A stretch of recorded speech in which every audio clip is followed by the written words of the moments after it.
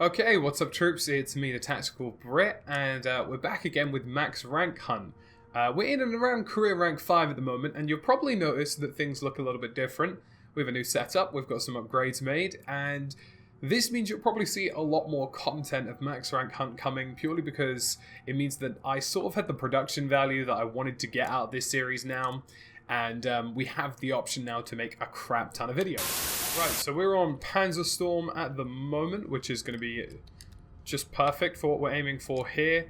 I haven't really spoken much about vehicles, I guess, so far in the series, and I guess that's just because I'm not really much of a vehicle man. And I think that kind of always has been a thing for me. Like, I've never really considered vehicles to be like a prime time thing that I do in Battlefield. I've more been an infantryman.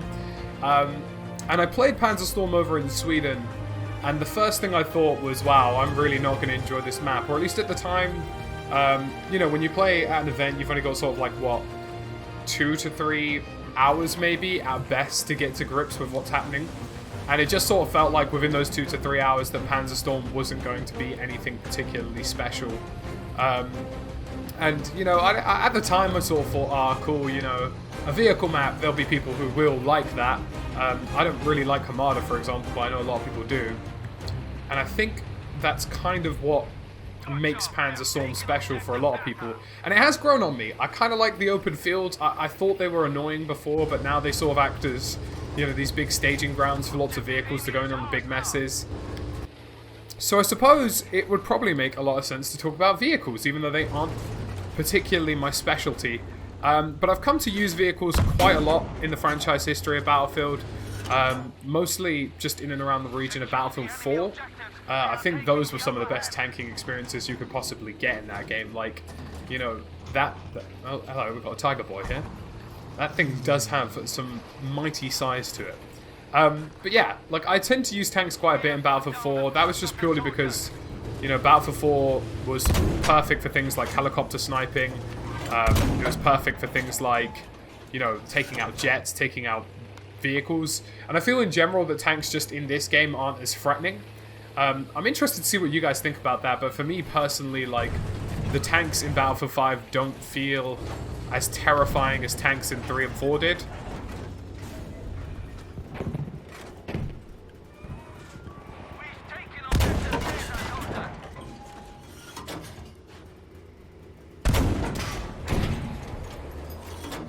That thing being blown away? Yes, it has. Good stuff. It's difficult with tanks in Battlefield because I feel like tanks, you know, a lot of people think they're just these sort of raw, raging machines that you can run into anything with. And I guess to some extent that is true. But I found tanks in Battlefield in general are actually more of a positional thing. People with superior positioning abilities in Battlefield tend to do better with tanks than people who don't really think about what they're doing. And this sort of applies to, well, I guess anything really, any kind of positioning, infantry positioning. But you can tell, it's much more telling when you're using a vehicle because vehicles are A, larger, and B, require much more sort of food for thought in terms of everything that you're going to do. Like, if you get a guy who runs into an objective with an SMG and instantly dies, that'll be the same dude who, like, rampagingly drives into an objective and knows that he's going to die too. And, you know, I don't claim to be a tank specialist or anything, not like a vehicular specialist in general. But I think I have the positioning nailed down to a T for the most part. And Panzerstorm gives you plenty of opportunities to utilize your positioning well. So we've got things like this foliage here, for example. That's a perfect example of places you can use concealment. Of course, now that spotting isn't a thing. We've got these little trenches as well that act like as little gullies for you guys to use your tanks in good places for. Like, that's probably what, yeah, there we go, we've got a tank up there. See, now, if you're smart, tank or some kind of armored something. Yeah, that is tank. That's a pillbox, baby. Like, that was a good shot. But you could sort of use these gullies. Like, that tank over there, sure, maybe I don't have the angle on him, but I could use that gully to move up, get the angle on a tank like him, fire a shot. Maybe the shot won't be great. Oh, that wasn't too bad, to be fair. I think that actually did do some... That hit, yeah. We got some hits. I'm just going to fire another one for good measure, just in case any infantry bailed. You know, we make that shot. There's a tank there that's firing up on us here. And you know, this gives me time. I can drop into this little gully. I've got plenty of concealment. I've got a decent amount of physical cover because it's quite a difficult angle to make that shot. And just like that, you know, I've made it significantly harder for any other tank to cause me trouble today. And sure, maybe I push up a bit. You know, we got some more pillboxy boys over there. Just try and get... Oh, that's perfect hit. That elevation was perfect. That's...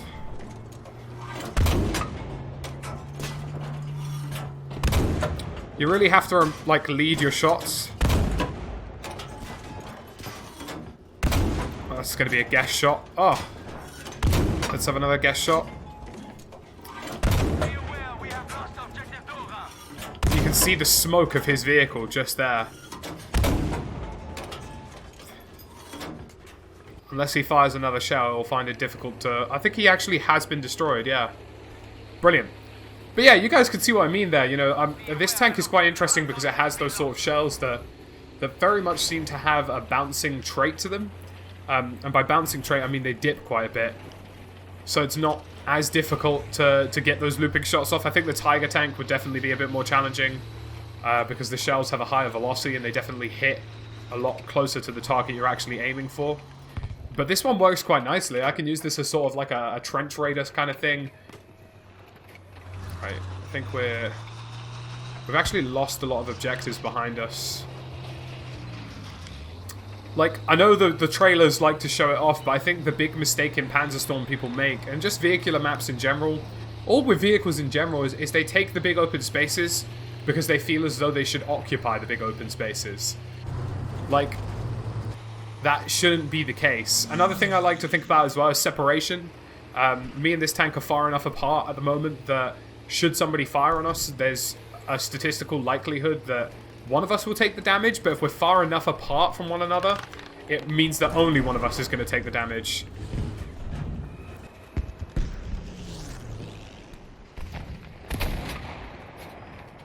Worth an attempt. I love a little plane snipe on a tank. I really do. Yeah, some of those tracers...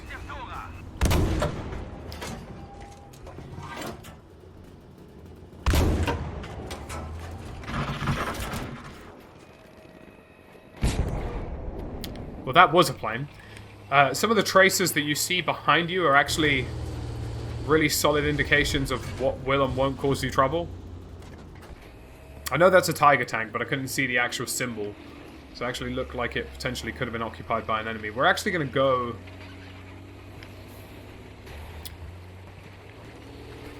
I think we're going to go to C.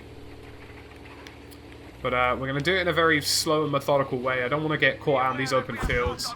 I'm going to use some of these broken down tanks. I'm going to use some of these sort of trenches and gullies. Give myself a bit of protection on the way. Like, it's not a lot of protection. Don't get me wrong. Like, I'm not pretending like this is some fortress for me. But it's enough of an incline that a shell could miss. And with most of these tank battles in Battlefield 5, you'll find that it's just a single shot that makes the difference between you winning and losing a tank battle. And of course we've got things like these massive large open bushes which do actually give you a surprising amount of concealment. They'll make it difficult for an enemy to see you, that's for sure.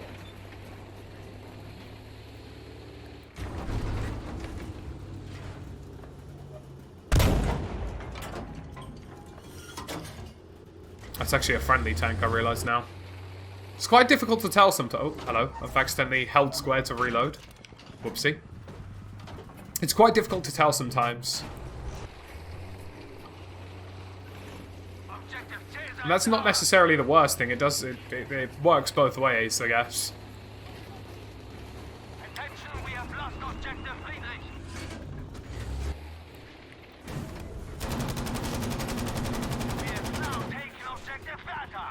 That's a tank coming over that hill, or some kind of vehicle. Oh, it's an armored truck.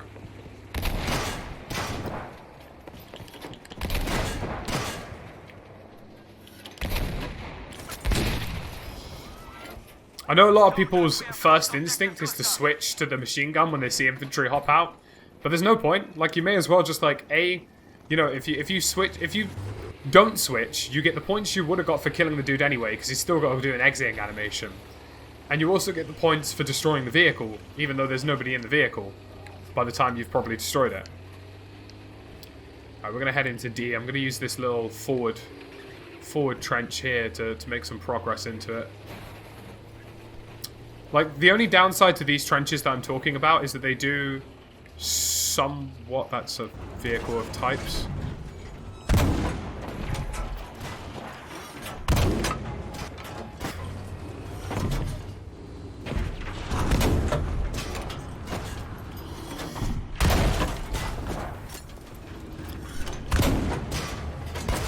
This is what I'm saying about these trenches, like, the statistical likelihood of him missing shots went up so much more. Because my vehicle kept jolting side to side, he didn't know whether to aim up or down, he didn't know whether I was going to be a, you know, a clean shot or a difficult shot. And, you know, that's all I had to carry on doing, was just sort of rinsing him.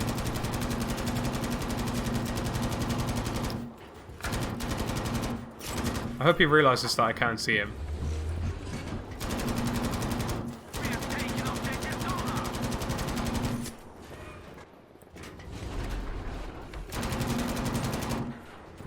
Like, a well-positioned tank is often underestimated in Battlefield these days as well. People don't think they're as threatening as they actually are.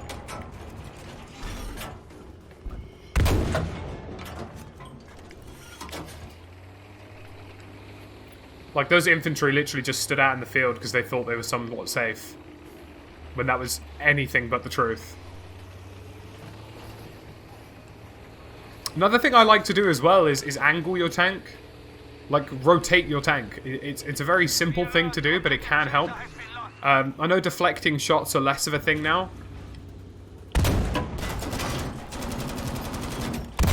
But it's still something to be wary of.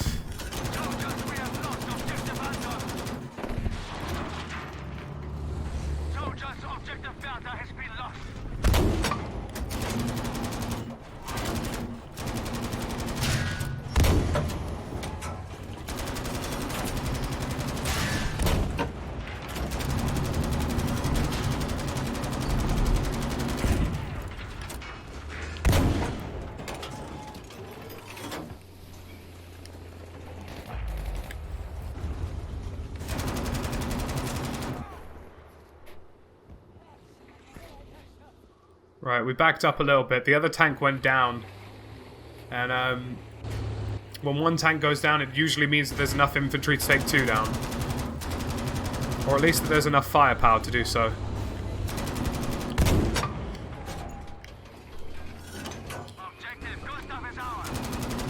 Never use third person to fire, by the way. That should be one of the last things you do.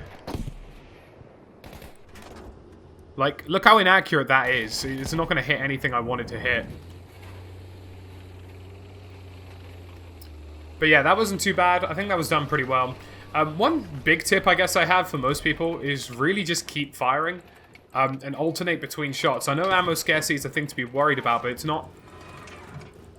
I don't really know whether that came in from behind or in front of me, but... like... If you carry on opening up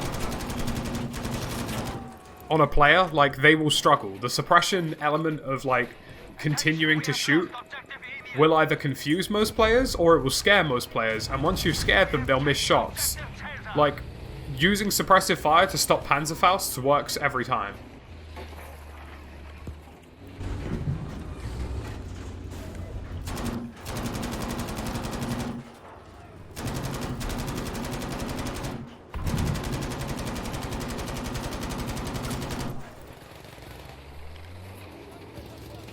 Hopefully we've just saved that dude.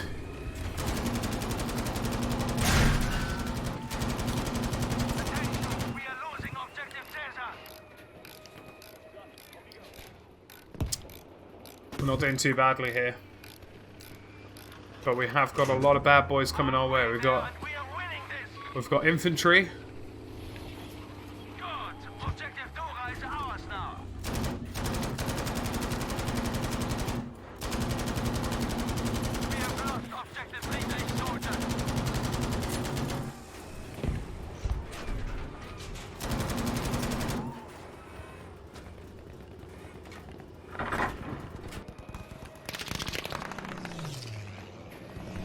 I know for a fact that there was a vehicle rolling somewhere ahead of us.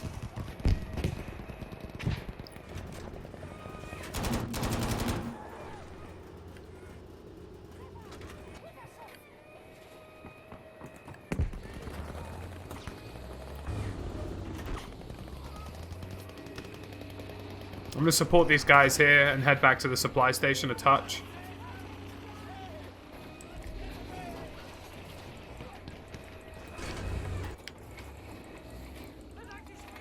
Always use third person for that positional look around. Like, it's a bit like, if you play PUBG, you know, third person should be the equivalent of your free look, you know?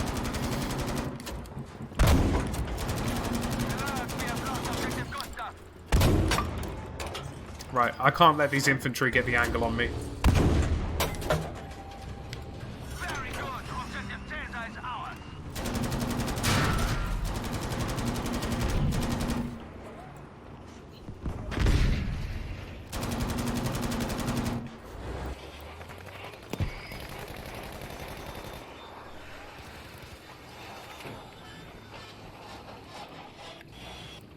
That's not too bad. The last thing you want in any of these situations, like, think of tanking as you would think of infantry, and things will go well. You don't want people to get position or higher ground. You don't want people to, like, have the drop on you. Like, because if I had, like, stayed where I did, that dude to my, whatever. I think I need to, like, get out and actually repair this properly.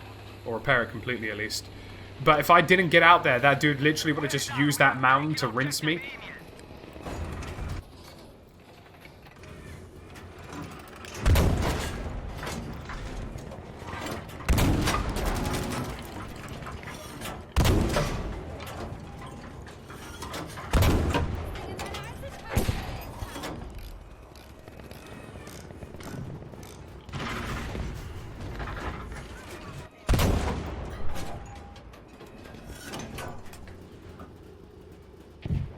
These guys are quite fond of this objective, aren't they? I think that's safe to say.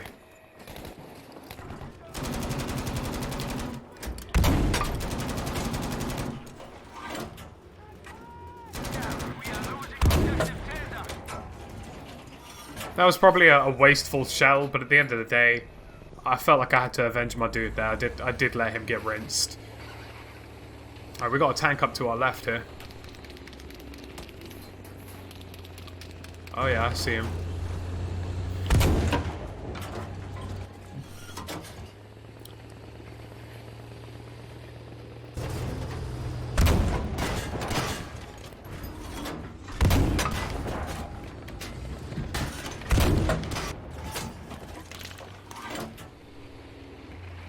I hope this water isn't deeper than it looks.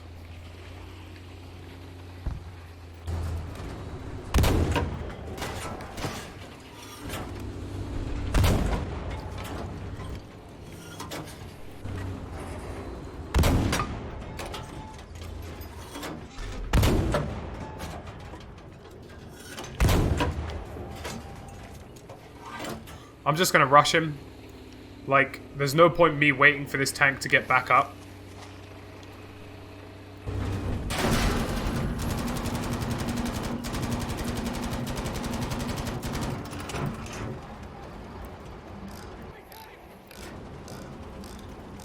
I just heard his call out, so he's still alive.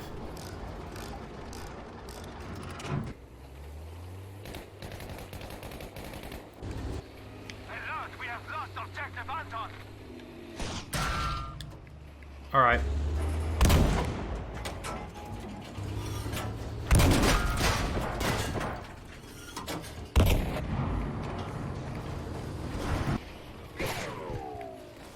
That's that shot.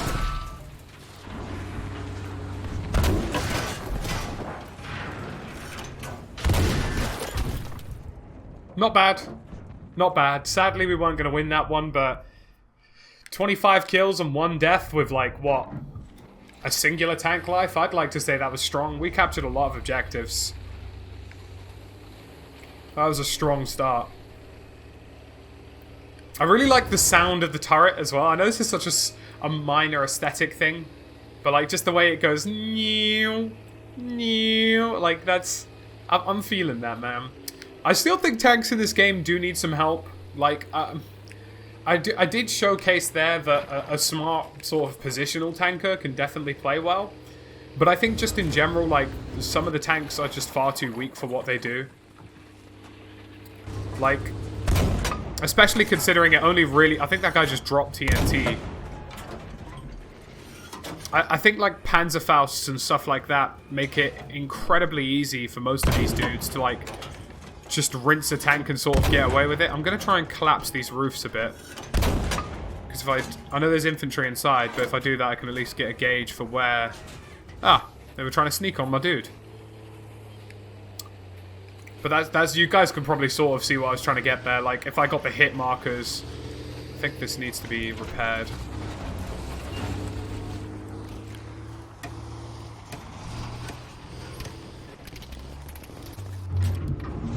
Good job. Objective Anton taken.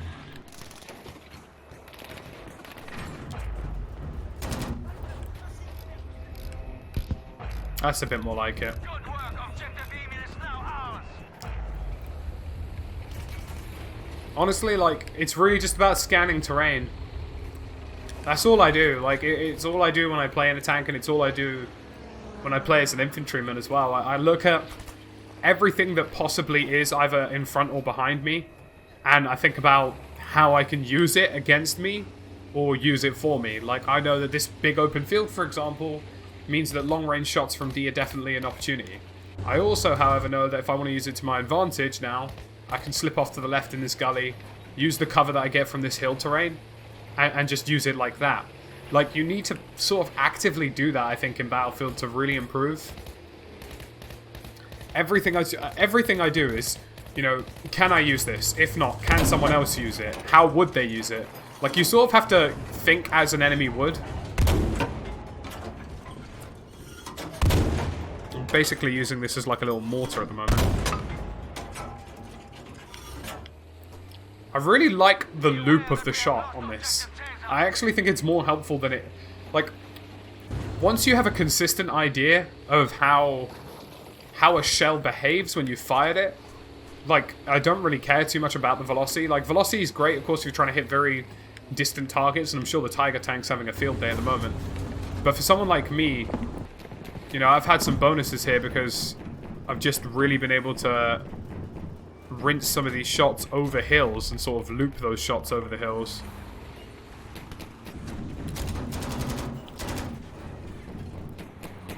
I'm just keeping an eye on structures because, like I know that's an easy position for someone to hit me right now. Likewise, there's some of this over here. That's a friendly tank.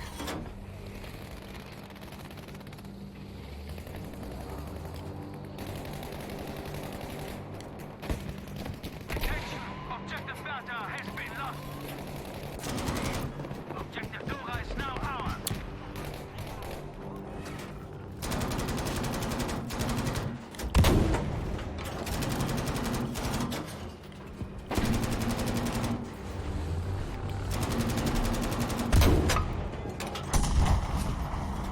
Good work. Objective Friedrich is now ours.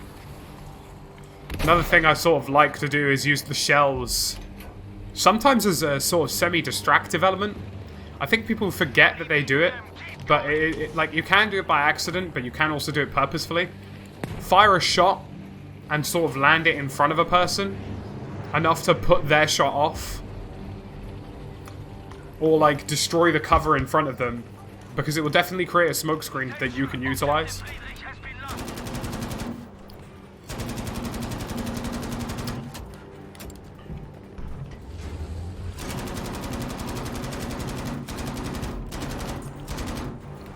Warning, we have lost objective Emil.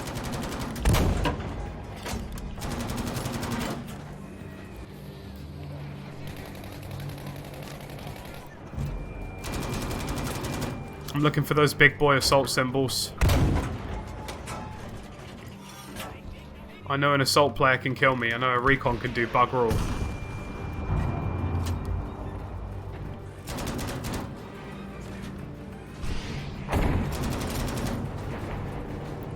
I mean, I'll kill him to back my boys, but at the end of the day, like, I don't need to worry too much about him myself.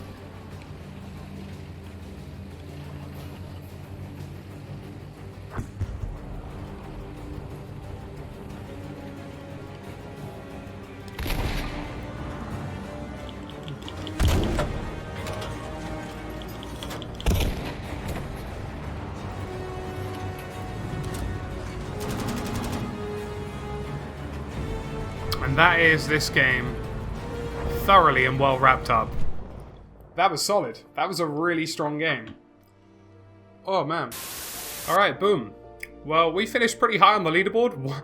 32 KD ratio. That's probably going to be a record for the account at the moment. We also got up to, I think that was rank 6. We've progressed close to rank 7 at the moment, so that was incredibly strong. That was a really good game. I really like that. So troops, thank you for watching. If you've enjoyed this episode of Road to Max Rank, or Max Rank Hunt, so to speak, we are now at rank 7, and I'll see you in the next one.